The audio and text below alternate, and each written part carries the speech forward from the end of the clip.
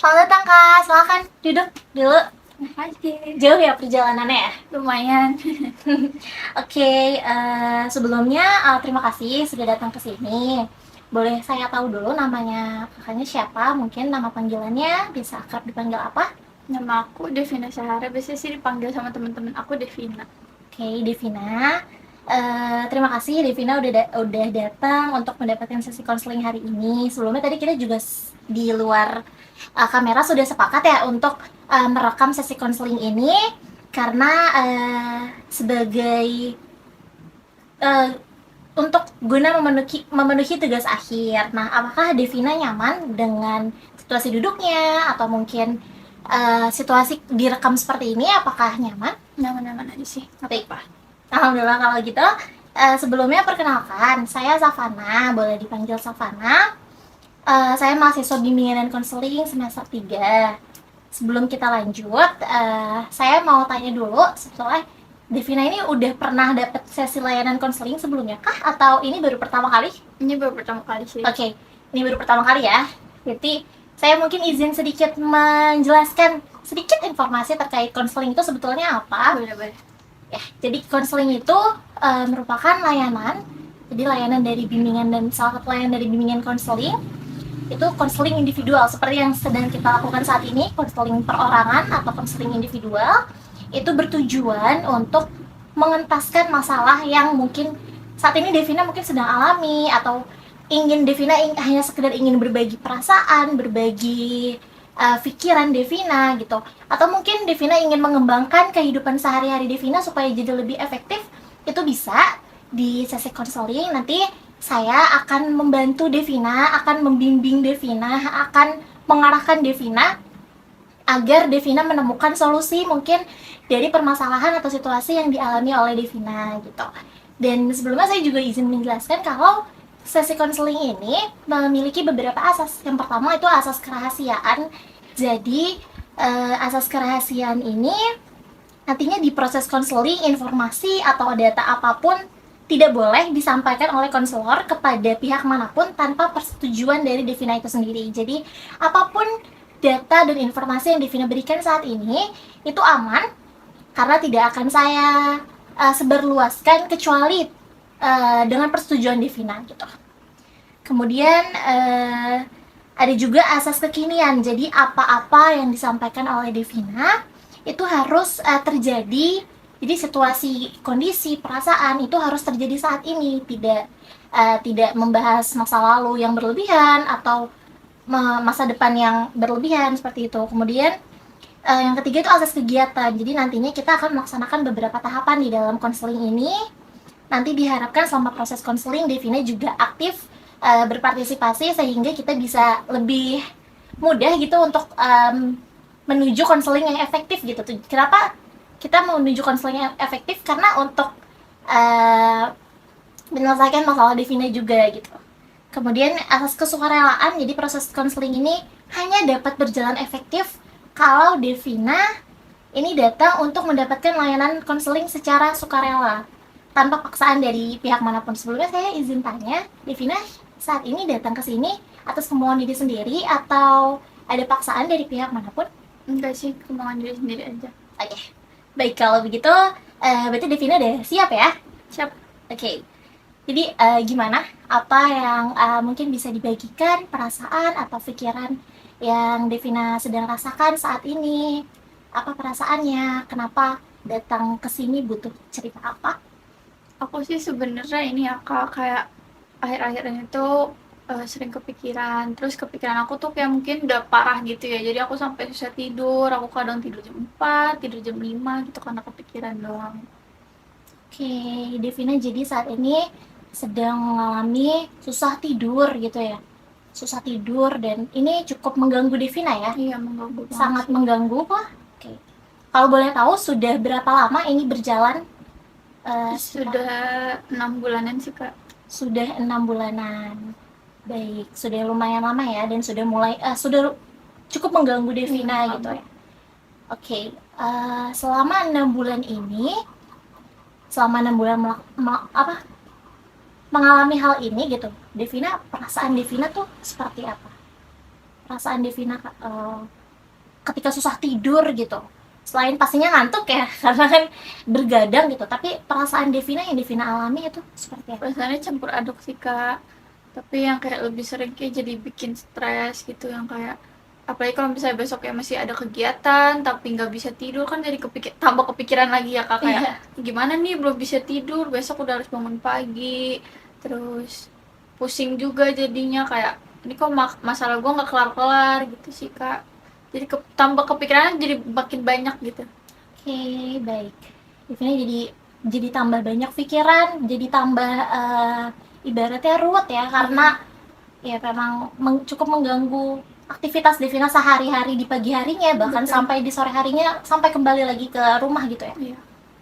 Oke, selama 6 bulan ini, Devina boleh diceritakan lebih detail gak terkait aktivitas Devina itu seperti apa? Devina sekarang sibuknya seperti apa? Karena kan Devina merasakan ini 6 bulan terakhir ya, berarti ya, gangguan ini. Iya, boleh diceritakan gimana lebih detail? Kalau keseharian aku biasanya aku kan masih PKL, jadi aku paling berangkat PKL tuh lumayan pagi sih, jam 9, jam 10 udah berangkat, terus PKL biasanya nyampe rumah itu jam malam juga Kak, biasanya jam 10 malaman. Terus habis itu udah sih, habis jam 10 malam biasanya aku mandi, aku langsung berusaha buat tidur, aku matiin lampu, aku biasanya scroll TikTok dulu, cuma kayak biar ngantuk aja gitu Kak sama nonton YouTube. Tapi kadang kayak gitu tuh nggak bisa tidur Kak kalau nggak yang capek-capek banget, kecuali aku udah bener-bener drop, udah capek banget, baru itu biasanya langsung tidur. Oke, baik. Berarti Devina akhir-akhir ini kesibukannya sedang PKL, berangkatnya pagi, pulangnya malam ya, jam Iya, 11-an, jam 10, 10, 11. jam 11-an. Dan Devina semenjak PKL ya, berarti bisa dikatakan semenjak PKL Devina mengalami susah tidur gitu. Iya bisa dibilang gitu sih Kak. Baik. Kalau boleh Devina ingat-ingat lagi, ada nggak kejadian-kejadian mungkin atau kenapa Devina jadi susah tidur? Karena kan tadi banyak pikiran ya. Apa yang menyebabkan, kira-kira Devina sendiri udah tahu belum? Apa yang menyebabkan Devina akhir-akhir ini karena PKL gitu, akhirnya banyak pikiran gitu mungkin, atau ada rekan kerja yang mengganggu Devina terus, atau apapun itu boleh disampaikan senyamannya Devina aja. Kalau dari tempat kerja banyak juga sih Kak, soalnya kan kayak ketemu orang lingkungan baru, teman-teman baru, terus harus beradaptasi lagi, terus sampai kan kerja ya kita sama-sama capek, jadi banyak omongan-omongan orang tuh yang kayak nyakitin gitu. Dan itu bikin kepikiran juga kan Kak, apalagi kalau lagi capek jadi lebih sensitif. Terus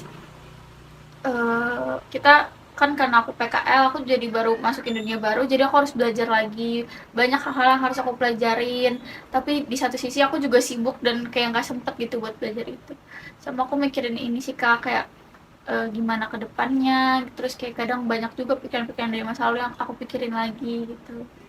Oke, baik. Jadi bisa mungkin saya rangkum, Devina, karena mungkin kerja ya capek gitu.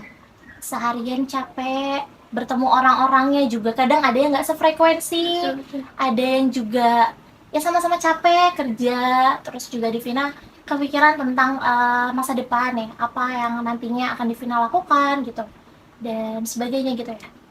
Oke, baik. Selama Devina merasakan ini, pasti Devina sudah memikirkan dong, bagaimana sih cara Devina mengatasi ini gitu. Apa hal-hal yang Devina sudah upayakan untuk Devina lakukan untuk mengatasi hal-hal yang Devina rasakan?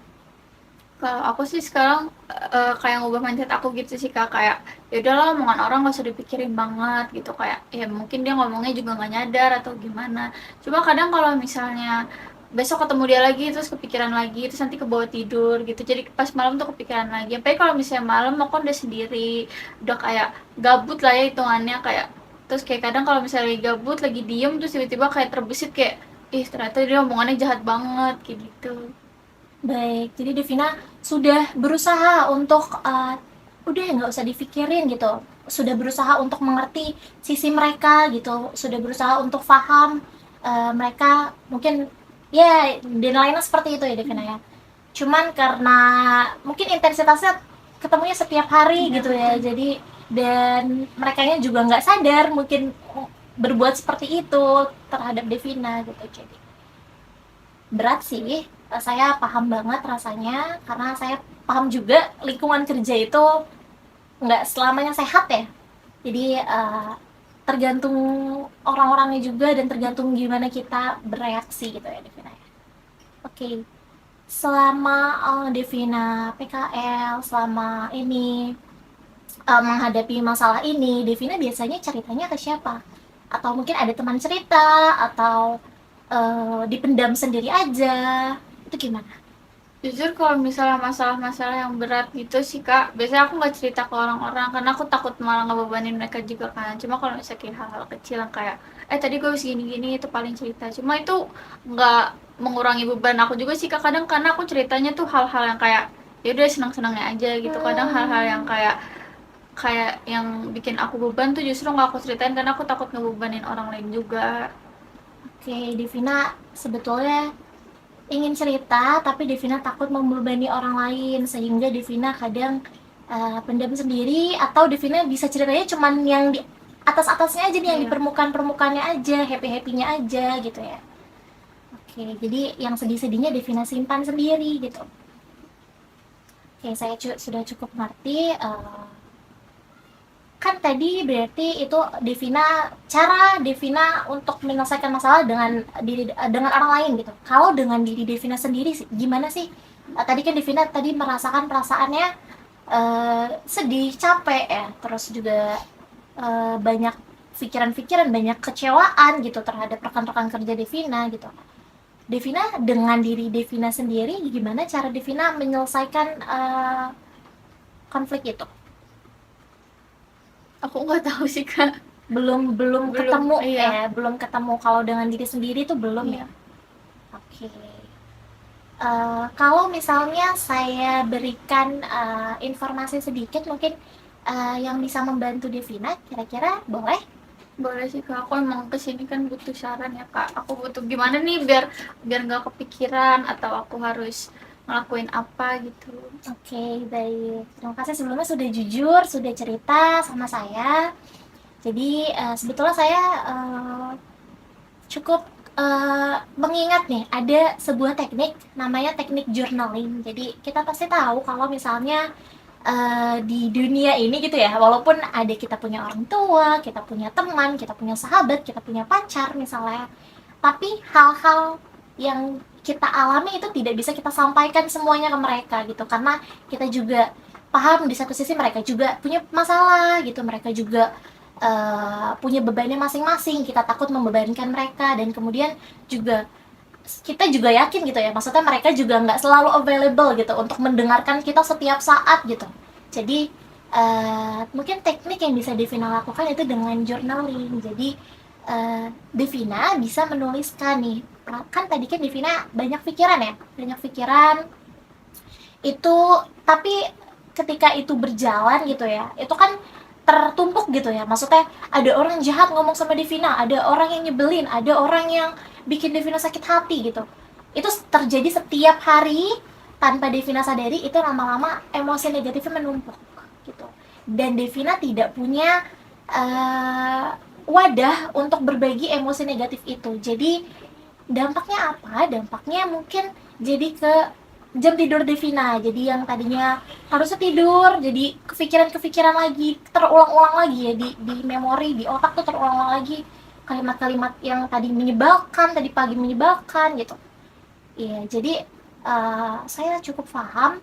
Mungkin saya pun juga sama, saya juga kalau misalnya ada hal-hal yang mengganggu kayak gitu, saya menerapkan teknik journaling. Jadi di teknik journaling ini bisa membantu, banyak juga penelitian yang memang menyebutkan kalau journaling ini bisa membantu kita untuk mengeluarkan emosi-emosi negatif kita, sehingga dia keluar tuh dari alam bawah sadar. Tadi kan kesimpan terus, ketumpuk terus emosi negatifnya. Jadi ketika kita tuliskan gitu, kita menggoreskan tinta, kita menuliskan apa yang kita rasakan, tadi kita tuh hari ini tuh mengalami apa aja gitu, itu cukup bisa mengeluarkan emosi, tidak menyelesaikan masalah tapi mengurangi eh, mengurangi respon Devina terhadap masalah itu, mengurangi kesedihan Devina mungkin, kekecewaan Devina, dan membuat Devina jadi lebih sadar. Oh ternyata saya mengalami ini karena ini gitu. Oh ternyata contoh, hari ini saya sebel banget sama manajer saya misalnya. Manajer saya nyuruh-nyuruh saya terus, padahal saya trade, misalnya Devina PKL ya, Iya, padahal saya trainee gitu. Tapi semua pekerjaan dilimpahkan ke saya capek banget misalnya gitu. Jadi hari ini saya benar-benar capek banget. Jadi saya sadar kalau saya capek, saya butuh istirahat. Itu Devina perlu untuk menyadari itu. Jadi ketika Devina ingin tidur, nantinya Devina sudah sadar, oh hari ini saya capek. Sebagai manusia pasti kita berpikir capek berarti butuh istirahat gitu. Jadi memang perlu kita sadari dulu terlebih dahulu. Setelah itu kita terima dulu emosinya, baru setelah itu Devina nantinya mungkin pikiran-pikirannya jadi lebih jernih lagi, karena tadi emosi-emosi negatif Devina sudah tertuang tadi ke dalam jurnal. Kayak gitu sih. Tapi mungkin journaling ini sebetulnya tidak cocok untuk semua orang. Devina mungkin suka menulis atau enggak? Kalau nulis di buku sih enggak Kak, cuma kadang kalau di HP, di note suka sih. Oke, Devina berarti suka menuangkan apapun itu lewat kata-kata, lewat kalimat, suka? Lumayan suka Kak. Oke, kalau lumayan suka, bagus. Berarti Devina mungkin bisa menerapkan teknik journaling ini senyamannya Devina. Senyamannya Devina dalam artian tidak ada paksaan dari siapapun. Devina menuliskan itu senang gitu. Maksudnya enjoy, dan saya juga tidak memaksa Devina, tidak memberikan pressure. Ini bisa dilakukan Devina kalau misalnya memang Devina sedang dalam kondisi nyaman dan memang ingin butuh gitu untuk journaling. Itu Devina bisa mencoba untuk journaling gitu sih.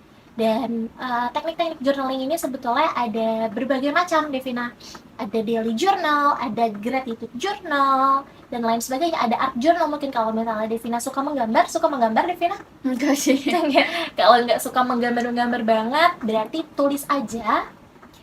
Tulis di buku mungkin biar lebih, karena kalau ketika kita menggoreskan tinta ke buku gitu, ke kertas, itu akan jauh lebih apa ya, karena fisik ya. Kalau ketikan itu ibaratnya kita hanya mengetik gitu ya, hanya jempol aja yang gerak. Tapi kalau misalnya nulis itu semua otak jadi memori, tubuh kita tuh jadi lebih ingat lagi gitu, jadi lebih sadar lagi. Karena apa, kita butuh sadar emosi apa yang kita rasakan, baru bisa kita terima emosi itu. Sehingga emosi-emosi itu, karena kan emosi nggak semuanya positif ya, ada emosi-emosi negatif yang memang kalau tidak dikeluarkan itu akan cenderung tersimpan terus, tertumpuk terus, dan akhirnya nanti bisa-bisa Devina merasakan emosi yang meledak gitu. Jadi mungkin dengan journaling ini bisa membantu Devina gitu. Teknik journaling tadi yang saya sebutkan, mungkin Devina bisa dengan daily journal. Jadi Devina tulis hari ini Devina merasakan apa, kenapa kira-kira Devina merasakan hal seperti ini. Misalnya Devina merasakan tadi ya, ada manajer Devina dan lain sebagainya, Devina kesal gitu. Itu bisa dituliskan di kertas atau di buku. Mungkin Devina bisa siapkan buku untuk journaling gitu. Tapi sekali lagi ini tidak ada paksaan, tidak ada pressure. Senyamannya Devina, seinginnya Devina aja. Dan journaling ini juga sebetulnya bisa dilaksanakan kapanpun gitu ya. Kalau Devina lagi gabut misalnya, ibaratnya lagi bosen, atau mungkin sebelum tidur, jadi ketika Devina mau tidur gitu, itu Devina sudah sadar, hari ini Devina sudah cukup lelah, hari ini Devina sudah merasakan berbagai macam emosi, Devina butuh istirahat, Devina sudah berjuang hari ini gitu. Jadi ya mungkin bisa dicoba seperti itu ya Devina ya. Sudah cukup paham terkait journaling? Ada yang ingin ditanyakan mungkin? Paham sih Kak, cuma mungkin ada cara lain nggak Kak yang kayak biar bisa bikin tenang gitu? Oke, selain journaling ya. Selain journaling, mungkin bisa dilakukan dengan meditasi. Jadi ketika kita ingin tidur, itu kita kan perlu pikiran kita tenang ya. Alam bawah sadar kita perlu tenang, perlu rileks, sehingga kita nantinya bisa tidur dengan nyenyak gitu ya. Maksudnya mendapatkan istirahat yang cukup, yang semestinya, agar besok bisa beraktivitas kembali gitu. Jadi mungkin meditasi bisa dilakukan karena saya pun juga sering meditasi gitu. Kalau sekarang mungkin banyak banget ya aplikasi-aplikasi kayak Relief contohnya. Itu nanti dia meditasi itu kan suatu teknik untuk membuat pikiran kita tenang ya, membuat pikiran kita alam bawah dari kita tuh sadar gitu dan mengeluarkan emosi-emosi negatif gitu, melepaskan ibaratnya melepaskan beban-beban psikologikal kita gitu, melepaskan beban-beban psikologis kita gitu. Mungkin meditasi itu bisa Devina mungkin bisa install aplikasi-aplikasi meditasi yang memang sudah teridentifikasi gitu ya oleh Play Store atau lewat biro-biro psikologi. Itu biasanya banyak, contohnya Relief ya Devina, itu bisa. Jadi nanti Devina ketika mau tidur itu Devina pakai pakaian senyaman mungkin, terus siapkan kondisi ibaratnya bangun suasana senyaman mungkin untuk Devina tidur, kemudian Devina meditasi. Jadi meditasi itu biasanya kita mendengarkan instruksi dari si aplikasi tadi, kita dengarkan instruksinya, kita lakukan instruksinya biasanya dengan memejamkan mata, kemudian nanti Devina dengarkan. Dan meditasi itu bermacam-macam juga jenisnya gitu, jadi bisa Devina pilih sesuai dengan kebutuhan Devina gitu sih. Baik, setelah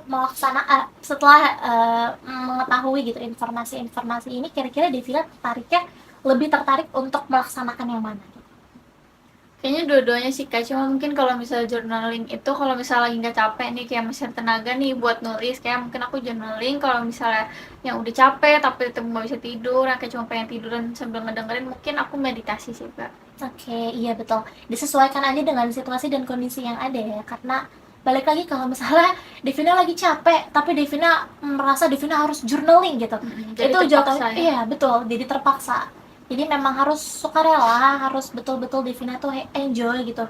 Emang betul-betul Devina kayak, oh saya butuh nih untuk menuliskan ini karena perasaan saya misalnya lagi ruwet banget, lagi butuh untuk menulis gitu. Devina tulis gitu, nggak apa-apa. Tapi kalau misalnya emang Devina merasa lagi capek deh, nggak apa-apa. Untuk di skip pun nggak apa-apa gitu. Nggak usah setiap hari, nggak perlu setiap saat.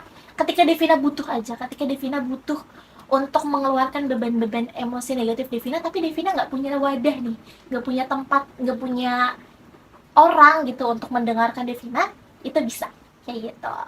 Coba aku mau download ke aplikasinya Kak. Boleh, di Play Store biasanya ada aplikasi Relief. Yang ini ya Kak? Ya, betul. Oke. Nanti Devina bisa pilih ini meditasi, ingin meditasi. Kemudian nanti Devina pilih sesuai dengan kebutuhan Devina, meditasinya mau seperti apa, meditasi banyak pilihannya pokoknya ya. Oke Kak. Oke. Ada hal lain Devina yang ingin disampaikan mungkin? Enggak sih Kak, udah paling itu aja. Oke, baik. Jadi mungkin bisa saya simpulkan ya Devina, akhir-akhir ini 6 bulan ini merasakan sulit tidur, merasakan banyak pikiran gitu, dan Devina